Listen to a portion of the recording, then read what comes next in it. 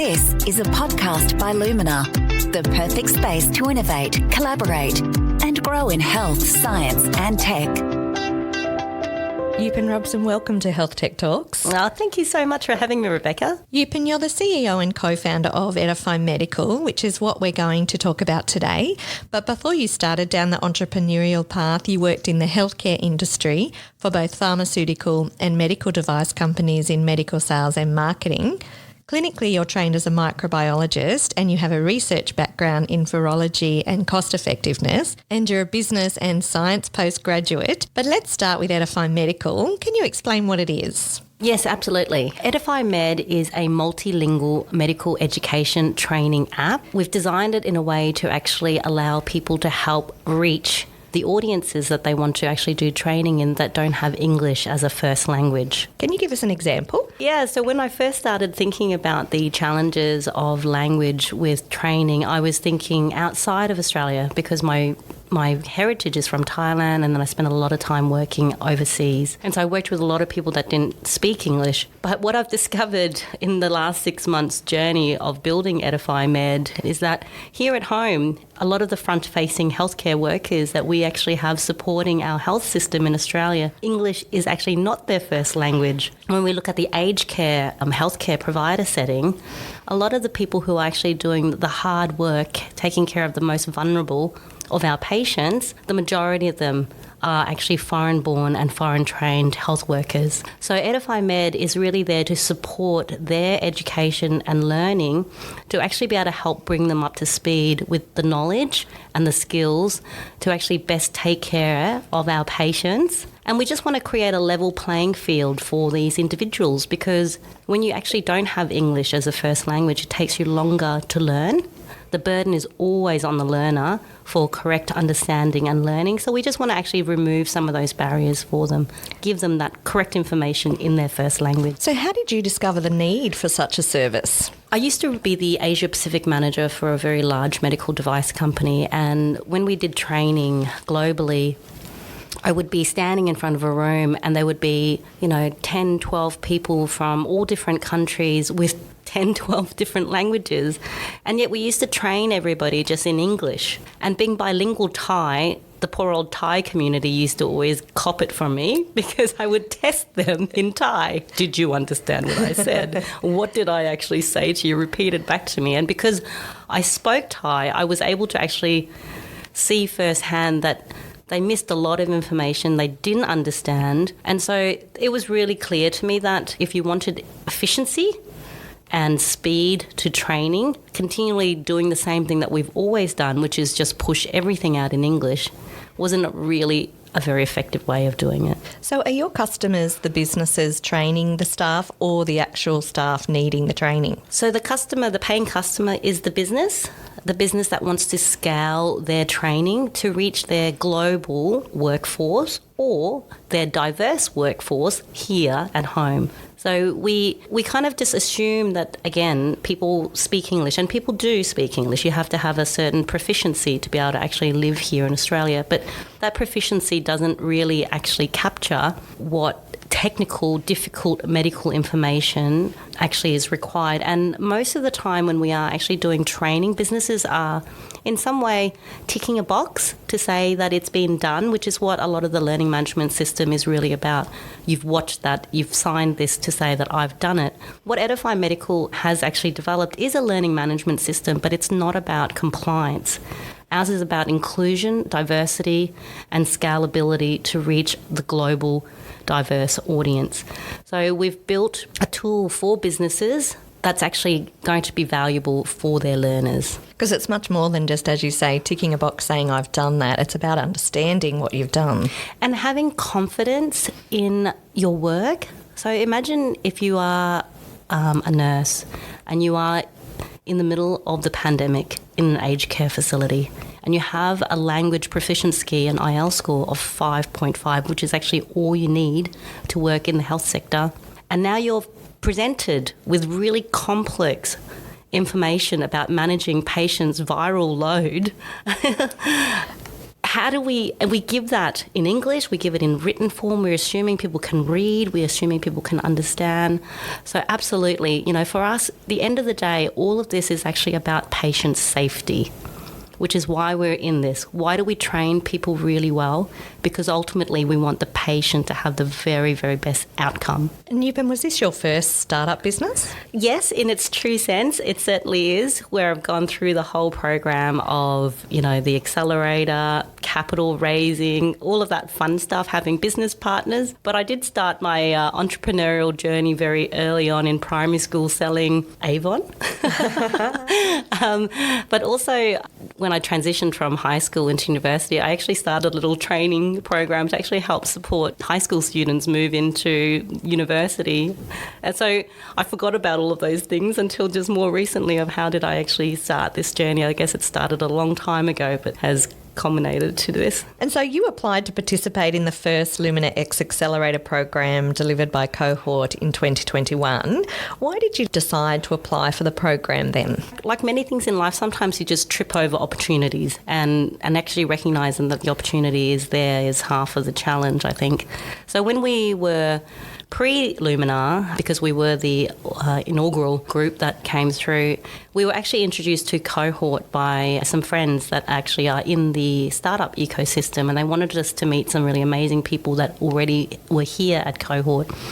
So I met a couple of amazing founders, and there was actually a pitch night that was happening in November. And so I was invited to actually, see if we can actually pitch on that night. So we put it in a really short video done that afternoon and were accepted. So we actually did the pitch night in November 1st, and that was the first time I actually got up to articulate the business concept and the idea out loud to the audience. So from that, then I guess the relationship with the group at Cohort had started to develop, and they were telling us about the fact that there was going to be an accelerator program. And so we were really excited to actually apply for that, and luckily we were accepted. What stage were you at with your business then? Completely early conceptual stage. And what the program actually did for us was we actually paused all development till after the accelerator. So we were already registered, we had the idea, we had a few materials, we talked to a lot of customers, did a lot of investigation, but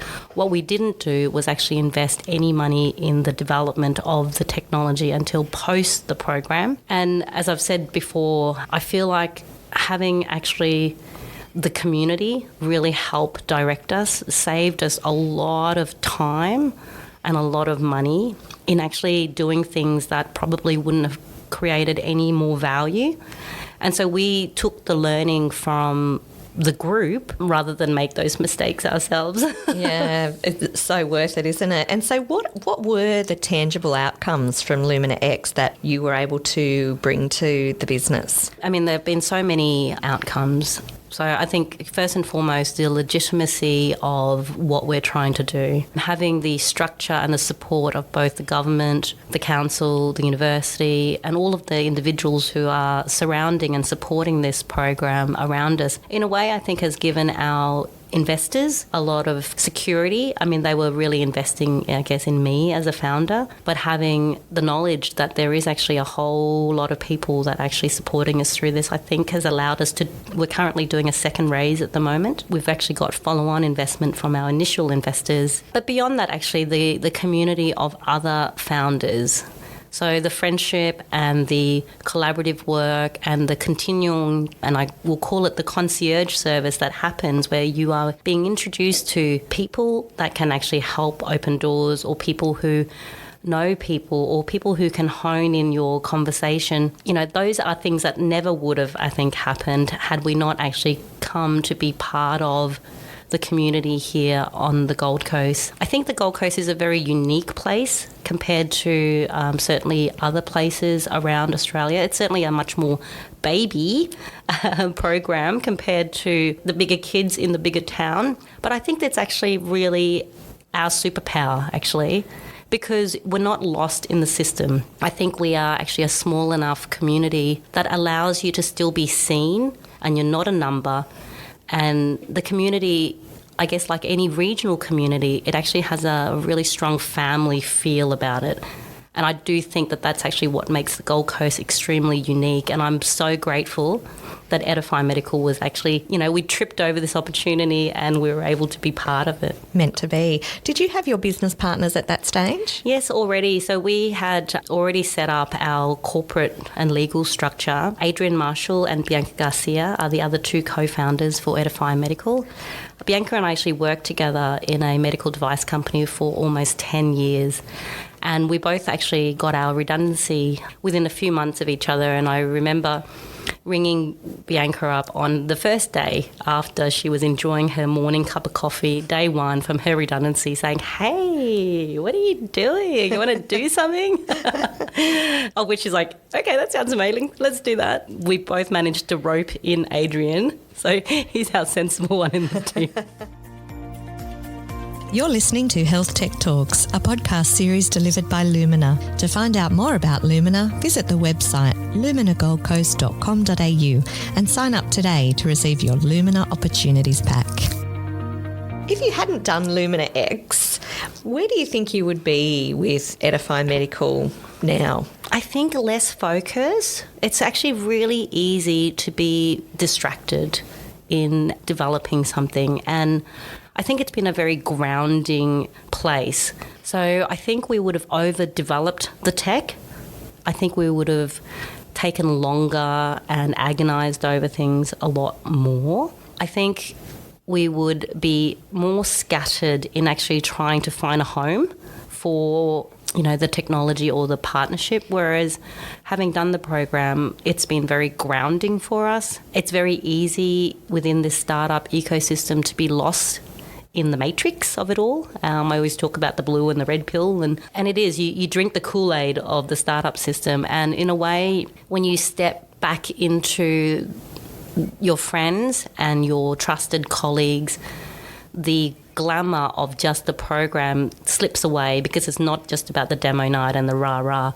It's actually the people who are really genuinely interested in seeing you succeed that grounds you back into, all right, we actually just need to get customers, we just need to get revenues, and how do we all focus on taking those next steps. Yupin, what's been the greatest challenge as an entrepreneur in the health industry? First and foremost, I think the financial pressure of being an entrepreneur is incredible. I gave up a very lucrative full-time financial career to earn pretty much no money. So I think that financial hardship is really, it's real. It's real that we all face. It's a choice. So I know that everyone's at different stages in their life that allows them to, be able to make some of those hard decisions. So that's absolutely real. The other really challenging part of it is the emotions are very extreme. You have really, really high days where you are kicking goals and you feel completely euphoric and invincible. And then the reverse happens where you've had a knockback and you feel like the ground couldn't get any deeper into the earth. You probably question your path on those days. Well, you just feel terrible. You feel, as high as you go is as low as you can go, and the imposter syndrome comes in, and then obviously for the founders who've taken on investment from friends and family and institution, the burden of actually the responsibility with that money. Not everybody is putting in money to make money, but people are putting in money to perhaps do something valuable with their money. And so the burden and the responsibility of making sure that you are delivering, I'm really hard on myself. So every now and then I need to kind of just remind myself that, it's okay, it's one step at a time. And I did actually go through that this last month and I won't swear online, but I did actually say, calm down, Yupin, just take a breath. Yeah. We can just one step at a time, whereas I'm wanting to leap 10 steps ahead, and sometimes when you're leaping you actually take a bit of a wrong turn or you leap off a bridge. Well, I think starting a business can really teach you patience, certainly my experience. Absolutely. And for me, it's probably the thing that I've had to learn kind of the most is actually just slowing down, not stopping, but slowing down in a sense, because when you are rushing, there's a very different set of energy that comes with that. And I know that I have a very big energy, And when I'm in a let's close this off energy, it's quite overwhelming. And I've actually watched probably myself overwhelm people the last month of actually trying to close things off because I'm way ahead at the end game already. And so actually reminding that you are, as a business owner, taking everybody on a journey with you, because the problem is real that we're trying to solve, but people haven't spent 23 hours of their day for the last 2 years thinking about it. So actually taking people on that journey without overwhelming them to make, big decisions has been a really big learning kind of for me, to just pull that back in. Yupin, what's your advice to other entrepreneurs and self-starters thinking to enter the industry? So my advice for people who are wanting to do this is, firstly, you should absolutely do it. You live once, and what you don't want to do is actually regret. Not saying that, do you have to do it now? Okay, maybe not. But actually, I think if there is actually a passion there for people to start something, then absolutely do it. Do it with an open mind and an open heart, because certainly Edify Medical, in its initial idea of the problem we thought we were solving, has shifted and changed slightly. And we've discovered, even bigger problems, which actually is closer to home, that we can solve more. I was very much kind of externally looking, and then found out that actually here at home we have a huge problem. So being really open to actually staying true to the problem that you're solving, but the way you deliver that tool should be fluid. And I think sometimes as founders we get, emotionally and financially and physically attached to things that we find it really hard to listen to what people are saying is needed. So I think my advice is to surround yourself with genuine individuals who have done it, who are not talking about it. They don't have a financial stake in your success, but they have a emotional and a personal stake in wanting you to succeed. So surrounding yourself with really good people is actually really important. And actually the other thing that I think I haven't myself been caught up in, because I think having 20 plus years of corporate experience has taught me not to get sucked up into the time-wasting situation. So I guess my advice is be very focused. It's actually very easy to get caught up in the rah-rah, and you lose days, weeks and months serving the purpose of other people's requirement and losing vision on actually what it is that you're needing to do. And so the most important thing, I think, is to actually focus on building a business that has revenue and a business that has value, and everything else is actually a bonus. That's great advice. Yupin, we're talking today from the Lumina development on the Gold Coast. How do you think Lumina can keep supporting other health tech entrepreneurs like yourself? So I'm so excited for the Gold Coast. The Lumina precinct, I have the privilege of being in the team that was put together by Ariana for the Advanced Queensland Connect program. And what it's actually shown me is that this isn't just happening. This is a 40-year plan that the state government has had for this area of free land where we can create and grow our precinct, which is actually able to, within walking distance to a university and 2 hospitals. It is completely unique around Australia. The only other place that I can think of that's remotely like this is Boston. So we have an opportunity here where the supporting of the startups or the SME or the scale-up has an opportunity to work with university to help research, to tap into the health professionals, doctors, nurses, executives, to actually validate our ideas and concept. And I know that the team with the Health and Knowledge Precinct is really about how do we concierge the businesses to take advantage of the actual ecosystem itself. So my partner is actually developing a building in the area called the North Star. And so I've been lucky enough to actually be part of the actual LuminaX Accelerator, part of a development in the site, and part of the team that is really out there championing the connection of the Gold Coast to be, the star in Queensland and if not Australia. And one of the things we really highlight is the Gold Coast already as a city, people come here to holiday and to play. So you can come here, be part of this ecosystem. Your kids can go to Dreamworld, have a fantastic time. Your partner can go to the beach. You can come here and get some stuff done and then actually go back. Or even better, move here to the Gold Coast. I love it. It's a great place to live.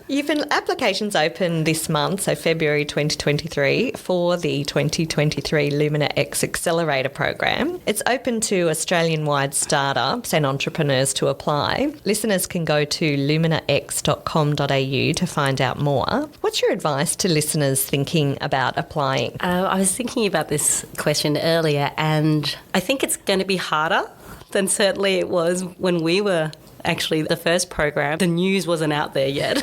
So we feel like we had an easier run. So I think it's going to be pretty competitive. So I would advise businesses that are interested to reach out to the community, whether it's the startups that have been through the last 2 programs, perhaps some of the mentors, and actually have a talk to them about whether you're a good fit for this and how and why this would actually be helpful for you. And really think carefully about your application, because I think that it's going to be super competitive. There's investment involved. The state government, the university have all signed up for extended long-term partnership to support the program. So I would advise people to do their research like you were applying for any other job, to actually do a really good job in your application, because the standard is so high, because the outcome is so fantastic. And would you recommend that they go for it? Oh, absolutely. Not only work hard to apply, but work really hard to actually come here. And if you can actually spend an extended period of time here, it is always better than just flying in and flying out, because a lot of the time, the magic does happen at the water cooler as well. So really commit to it. I think those who commit to the full program, time-wise, energy-wise, you will get so much more from it than if you actually are just fleeting in and out. If you really want the full kit and caboodle, I think commit to the kit and caboodle, and you'll get the full outcome. So really immerse yourself in the program. Yupin, it's been wonderful talking with you. All the very best with Edify Medical. Thank you so much. To learn more about Lumina and how we work with health tech startups, visit luminagoldcoast.com.au, and don't forget to sign up to receive your Lumina Opportunities Pack today.